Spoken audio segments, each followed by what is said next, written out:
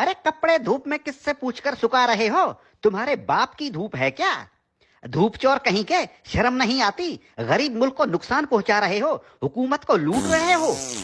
अरे साहब, पूरी दुनिया के लोग कपड़े धूप पर ही सुखाते हैं, इसमें चोरी कैसी?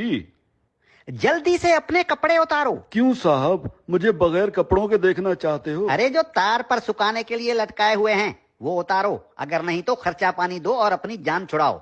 मैंने धूप चोरी करते हुए रंगे हाथों पकड़ लिया है। अगर जेल में डाल दिया ना तो सड़ते रहोगे पूरी उम्र, तुम्हारी लाश निकलेगी वहां से। धूप चोर कहीं के। अरे साहब, चोरी कैसी? अरे धूप पर हुकूमत ने टैक्स लगा दिया है, अब धूप पर कपड़े सुखाने का बिल आएगा।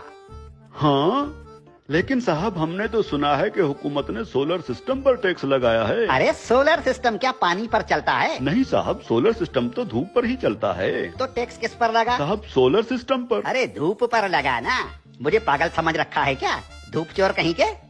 धूप को सरकार ने अपनी तहवील में ले लिया है, खबरदार जो मुफ्त में धूप इस्तेमाल की। अब सोच क्या रहे हो? उतारो कपड़े। साहब मैं सोच ये रहा हूँ कि कैसे कैसे टैक्स लगा रही है हुकूमत हम आवाम पर।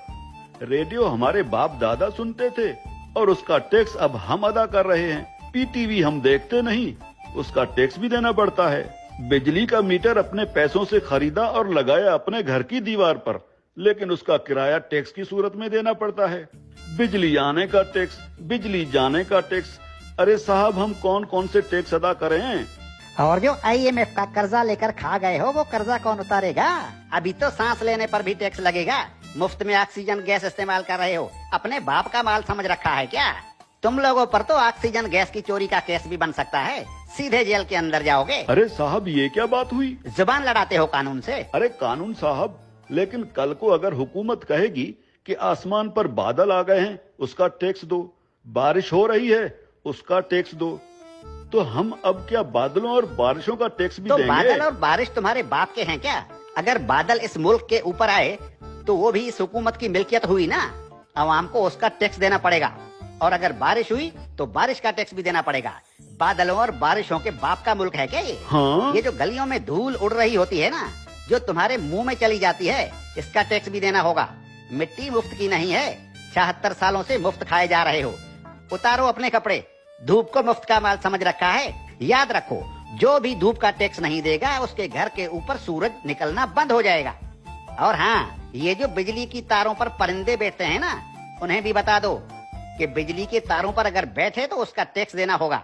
सरकार परिंदों को बिजली के तारों पर बैठने का बिल भेजेगी। हाँ? टट्टी करने कितने बार जाते हो? बस एक बार जाता हूँ, और अगर पेट खराब हो तो कभी कभी 3-4 बार भी जाना पड़ता है। अपना पेट किसी अच्छे मिस्त्री से बनवा लो।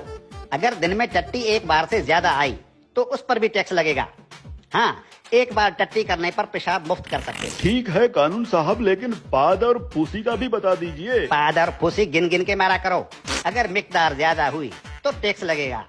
धूप चोर कहीं के, तुम जैसे लोगों ने मुल्क को लूट लूट कर भिखारी बना दिया है। अब ये मुल्क मजीद नुकसान बर्दाश्त नहीं कर सकता। हर चीज को अपने बाप का माल समझ रखा है। अब कानून हरकत में आ गया है, अब ऐसा नहीं चलेगा। हाँ? देखो, मुर्दा लोगों के डेथ सर्टिफिकेट बिल्कुल मुफ्त बनवा सकते हो। और क्या करे हुकूमत इस आवाम के लिए? देखो हुकूमत को कितनी फिक्र है इस आवाम की। अरे हुक्मरान मुल्क की सड़कें बंद करवा कर 100 बड़ी और दुनिया की महंगी तरीन गाड़ियों की कतारें बनाकर दिन रात मगरिब से मशरिक और शुमाल से जुनूब के चक्कर लगा रहे होते हैं। किसके लिए? आप आवाम के लिए। तंदूर पर रोटियां लगवा रहे हैं। इतनी फिक्र है हुकूमत को इस आवाम की। इस हुकूमत के किस किस भलाई से मुंह फेरोगे साले धूप चोरो?